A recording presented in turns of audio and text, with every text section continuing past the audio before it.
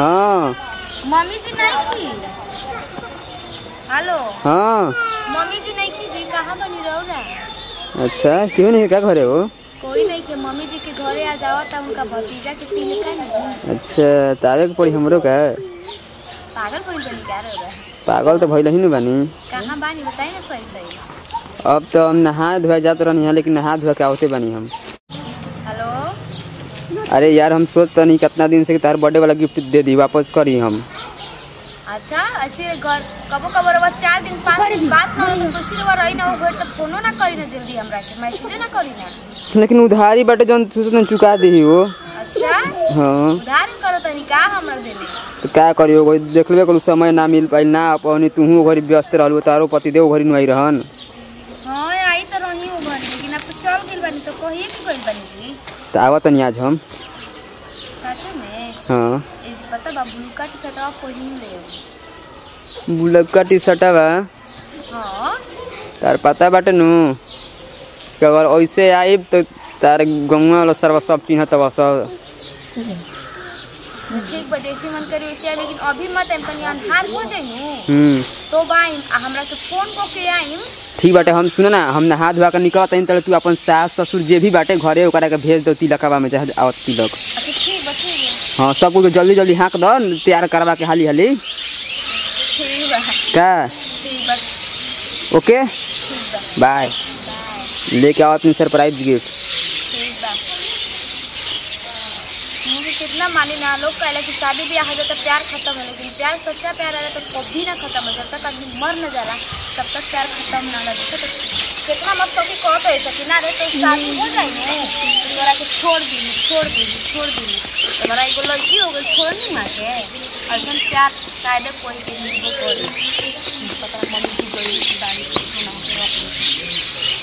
पानी सी मम्मी जी की गईनी। ए दीदी जी। हाँ दीदी जी मम्मी जी के गोड़वा रंगनी है जी। अरे हमारे गोड़ रंगा गुल बटे का कर आटा सन कैसे कहीं के आटा सान तनी पापा जी नहीं जी। हां का चले मम्मी से पूछे के पड़ी ना हैं के जाई मम्मी जी सबरे को जाई सब कुछ बोला पापा जी जाई मैं। हां कल हाथा ना आटा सान देला सी मैं बेगा में जाई तो भोरे आइबे करम जानू भोरे त आइबे करम जा। हां तो खाइम देना बड़ के जाता है का सब के हो जाई मम्मी जी का कहता नहीं सब के हो जाई। हां ए मम्मी जी हमरा को मिठा दे के आई ये छो सन भतीजा का मत लगावे ले छो सन बस ए अकेले रही घर पे घरे आ तो का हो जाई अपने घर द्वार में बानी ए बेटा कौन बानी हम एक दिन को तार मम्मी हो चले का हो मजी लोग का कहता बोलो। अरे का हम मजिला कर पूछे चल चली मम्मी के खिसिया तनी जाए चल समझ हमारा चलो तो भी साड़ी में ले लेनी बेगावा में ओके पहन देई हां डाल ले निकल ले जन से ये तो हां मैं डाल दूं चलो चल तब फिर से रखे छुट्टी कहानी बंद कर जा तड़ू ए बुची। हां लिया जाते जान करो के अरे चलो सरे चलो जाते जा केवाड़ी बंद कर ले चल किवाड़ी बंद कर ले फोन करम ठीक बा हम पहुंच के फोन करते हैं। हां चलो ठीक हो जाए ठीक बा आराम से बनाइए खाना। चल चल तुमके बतिया लेना होला जब बस चली मम्मी जी जी की बलाई तो इतना बेर हो गइल बा दादा पता ना वो कहां के बानी कहां नहीं की बानी। भगवान जी तू ही बचाई है इतना दिन के बाद तो बानी वहां के मिले और पकड़ा कोई नहीं उतना घरे के घाटे के चलिए रोटी बना के रख देती पानी ला के तब सब्जी बनाई। पता नहीं हमारे कहाँ रख गई फोनो नहीं खिला पता नहीं आवता नहीं कि ना आवता नहीं वो टेंशन ही कपार के बा। मम्मी की डर लगाता कह के तो गई कि भोरे आने लेकिन डर लगाता या जी हम तब हम का कर नहीं दादा यो भी कपार के अपना विपत्ति झूठो मूठो के ले लेनी है हम के नहीं लोग तो नहीं थी अनार हो गई कहले कि अनार होइत रहो आई रात में कनी बाबूजी के टपक दिन तब हम का करब बुझात नहीं कि हमरा दुनिया में कितना गम है मेरा गम कितना कम है। ए दीदी तो कुछ खाए के दीदी को तो मार मुझे तुझे जान रहा मैं दीदी कौन था दीदी कहाँ हमरा के अरे जाना मत जाओ तो आओ तो नहीं कुछ सुनले होते हैं जाके कुछ खाते साथे होते भिखारी सोचे कि हटे कोई नहीं के चल चुपचाप अंदर आई जल्दी से देखो जाइए जाई डर लगा था ये बोली ना तो मैं बोला तो ठीक लगे ठीक नो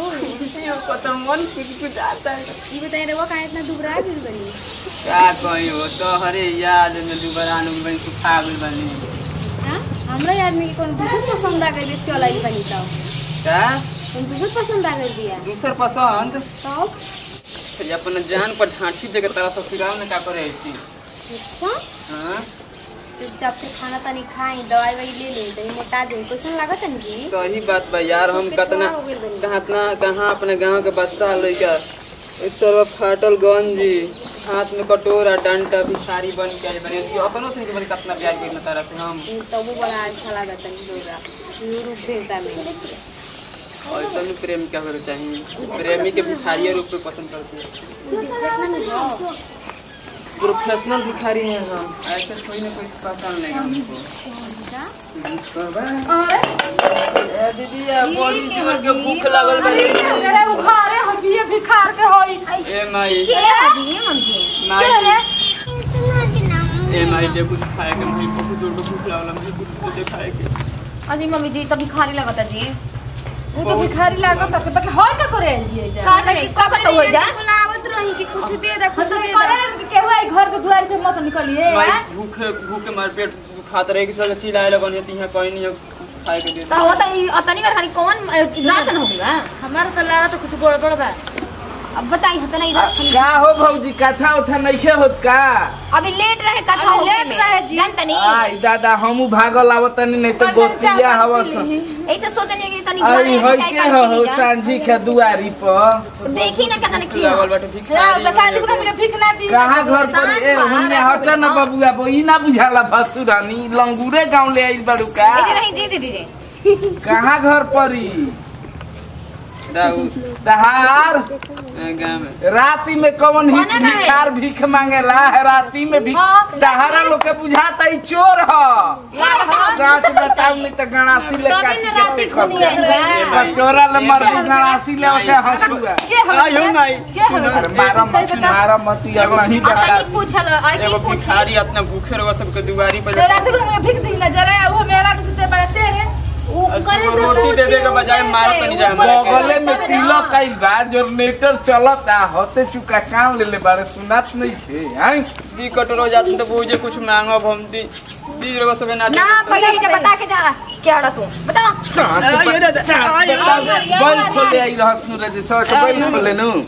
गाय खोले आइल बारे ते नु हम पहले गाय क्या करम महाराज तो हे जा काहे राती में आइल बानी महाराज राती में कौन भीख मांगा घूमेला भीख मांगा के भूख लागल हम चाउर गेहूं ना मांगे हमरा भूख लागल दू रोटी तई सब भासी भातो रही तो चल जाई तब तो गलती कर देनी जा मारी के नु एकरा के हो दीदी कुछो बात ले जा के दे दी भैया ली आवत तनी कुछ खाए सुना हां दीदी जी यार चुप रही चुप रही रवला दीदी भैया कर तड़ी जा हां तू बता ना वो दीदी जा खाए के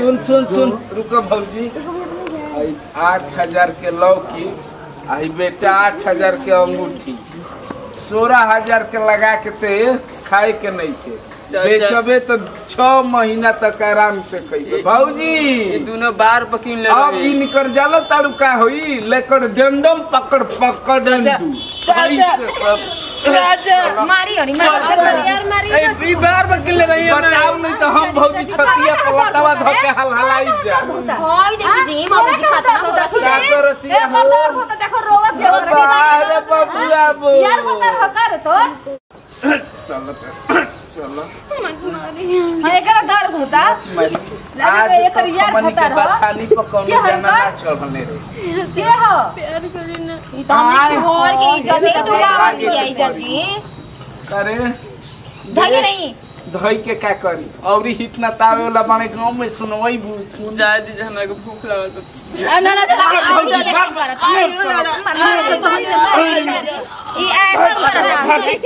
सुन आज के बाद धरा गइले ननु त पीटब जना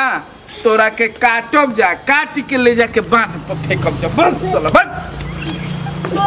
आपन देखो जैसे गाय बन्हाला न वैसे बांध के राख घर में बोतियन में ना की कटवैबू भौजी ना कटवा दे जब का कटवा चल दे हमरे ई तो हमी जननी आपन बानी आ गांव जानी गई रही त ड्रामा पसंद से हो जाई प्यार करता लो चलो कथा सुने हो हैजा दोसरे कथा